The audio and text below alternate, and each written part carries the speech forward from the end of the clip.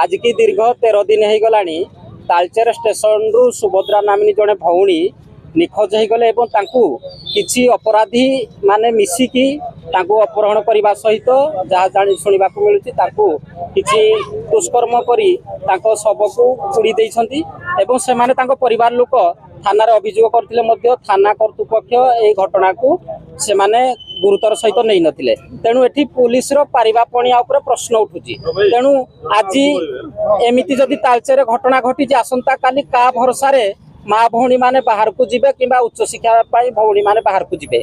तेणु एठी पुलिस रो पारिबापणिया उपर संपूर्ण भावे प्रश्न उठिची। तेणु आमे एई आज युवगोष्ठी माने माँ भौणी माने एकत्रित होई ए जो भौणी सुभद्रा एवं तापर जो हत्याकांड होई जो भाई विश्वजित को हत्याकारी को तुरंत गिरफ करने सहित से एमिति दंड दि जाऊ जहाँकि परवर्ती मुहूर्त में एपरी घटनार पुनरावृत्ति न हो। तेणु आमे समस्ते भौणी सुभद्रा एवं भाई विश्वजित न्याय चाहूँ।